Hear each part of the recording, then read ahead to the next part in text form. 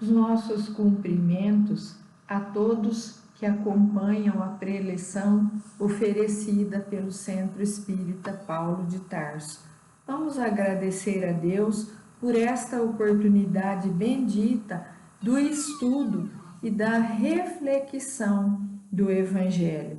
Abramos então os nossos corações e sejamos receptivos à bênção do entendimento.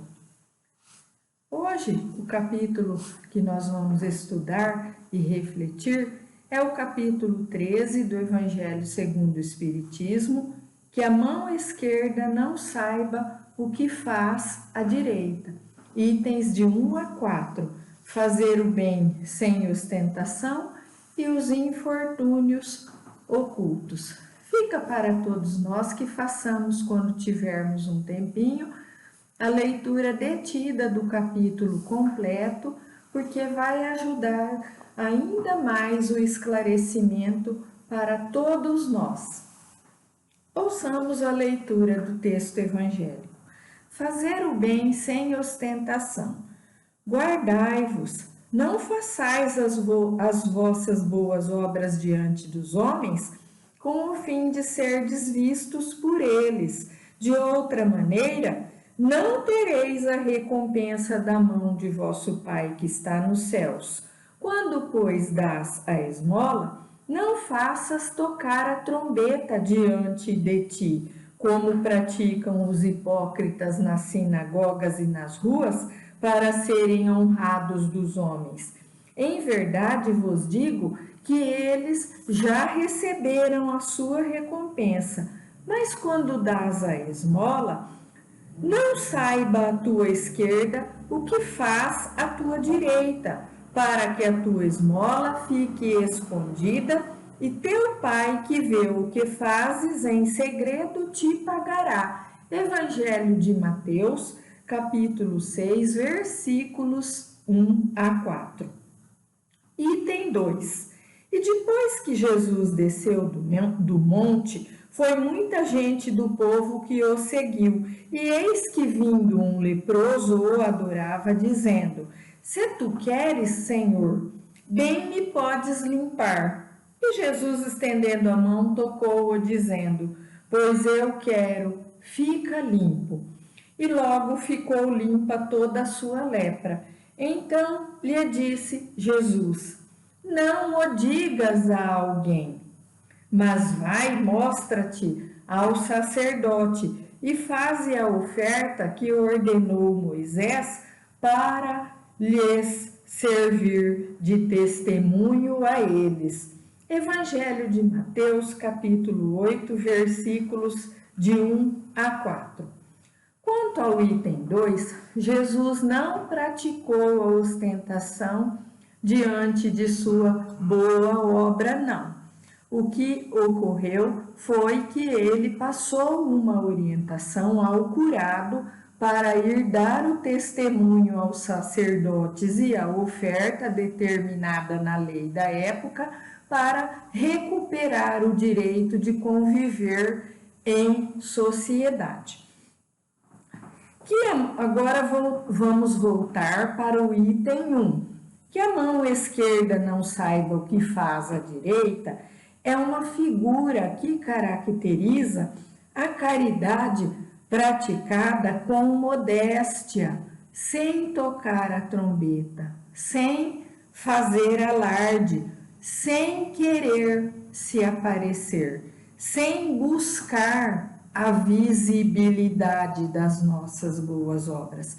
É renunciar ao testemunho dos homens, é praticar a caridade por amor, cuidando para não alimentar o nosso orgulho e o nosso interesse. E se o beneficiado agradecer, tudo bem. Se o beneficiado não agradecer, não devemos permitir resfriar o nosso coração. Devemos sim continuar praticando a caridade o quanto possível. A doutrina espírita nos ensina, no Livro dos Espíritos, na questão número 888, que aquele que compreendeu bem o que é a caridade se antecipa à esmola. Ele não deixa o necessitado chegar a esse ponto. Ele antecipa sim as ações generosas, porque elas vão aliviar infortúnios e dificuldades, sempre cuidando para que o beneficiado não se sinta humilhado. E que tipo de caridade material podemos fazer?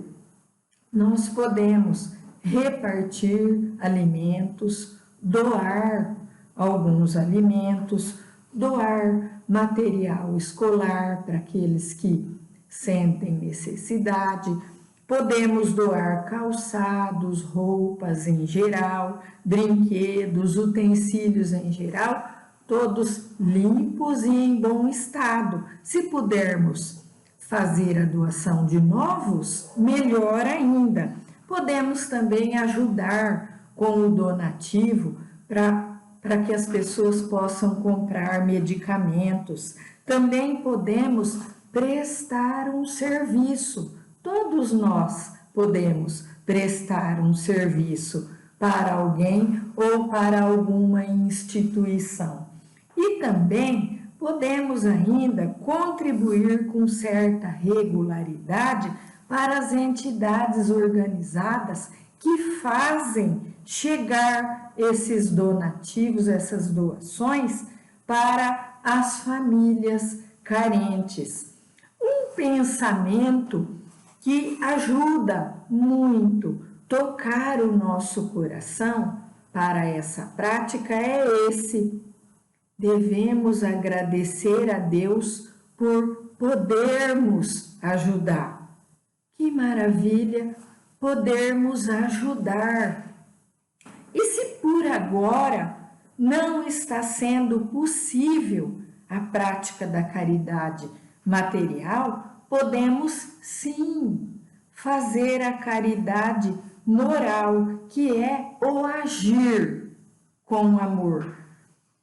As mais variadas faces do amor, onde quer que estejamos, a fraternidade, a solidariedade, a compaixão, a tolerância, a suportação e até praticar o silêncio quando ele evita discórdias desnecessárias. Tudo isso é caridade. Tudo isso é a luta íntima para a nossa transformação, a transformação dos nossos sentimentos. A caridade moral, ela tem um valor individual muito grande para nós. Ela ecoa, ela reflete no nosso próximo, melhorando sim o nosso relacionamento.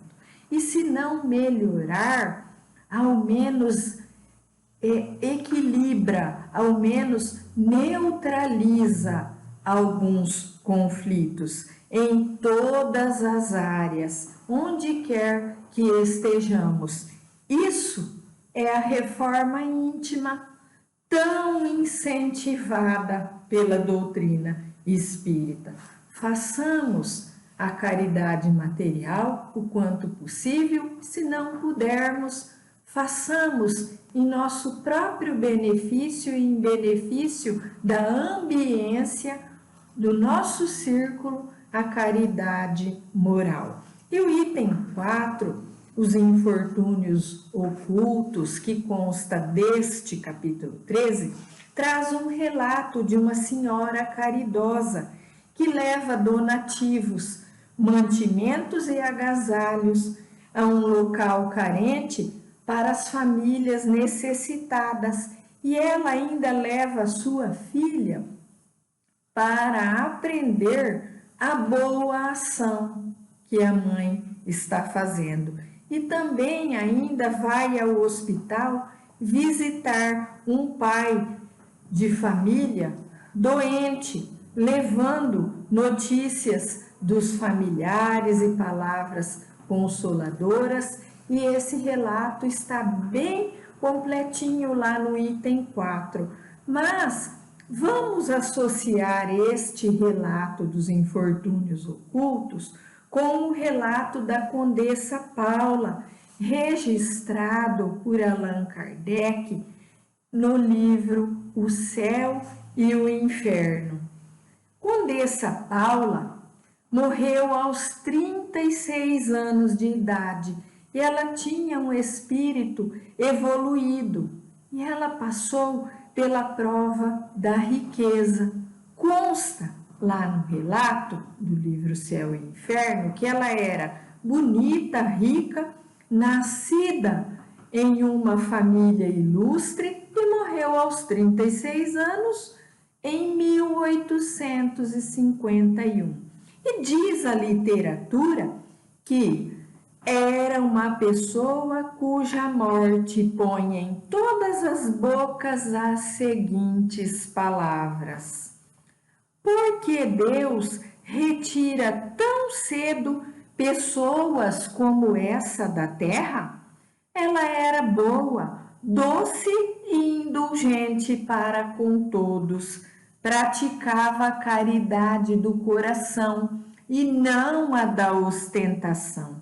Conciliava os seus deveres sociais com os seus deveres na assistência aos infelizes.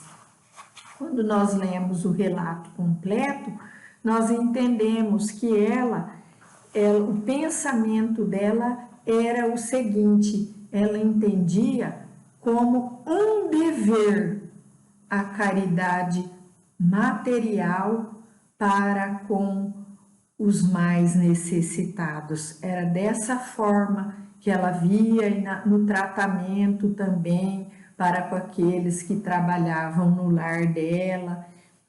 E aí, 12 anos após a morte dela, ela enviou uma comunicação na língua alemã que Allan Kardec traduziu e publicou somente tópicos que interessam ao nosso aprendizado, deixando de lado os interesses da família e da parentela. Ela fala para nós que durante muitas existências ela passou pelas provas do trabalho e da miséria e que foi isso que foi depurando a alma dela e que nesta última encarnação, onde ela morreu aos 36 anos de idade, ela veio com a prova da fortuna e do bem-estar material e Deus concedeu a graça de ampará-la para ela não fracassar. E ela diz ainda, ela enfatiza que a prova da riqueza enseja muitas seduções. E entre tantos ensinamentos que ela nos passa nesse relato, ela exorta aos ricos do mundo, dizendo assim: tende sempre em mente que a verdadeira fortuna, a fortuna imperecível, não está na terra, e compreendei por que preço podereis merecer as graças do Todo-Poderoso. Condessa Paula. E aí, Chico Xavier, psicografia do instrutor espiritual Emmanuel, no livro Alma e Coração, diz assim: é importante tudo o que dás e fazes no auxílio ao próximo.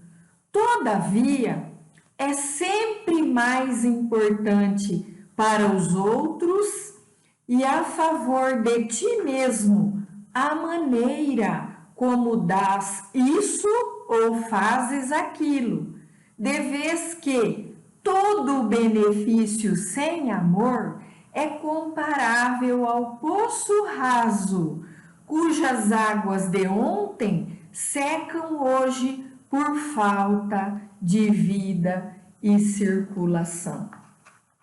Então, uma vez mais, vamos agradecer a Deus e ao nosso Senhor e Mestre Jesus Cristo por esse momento de reflexão do Evangelho e que possamos receber as bênçãos do equilíbrio, da harmonização, a cura de nossa alma, a proteção para todos nós e aos nossos lares.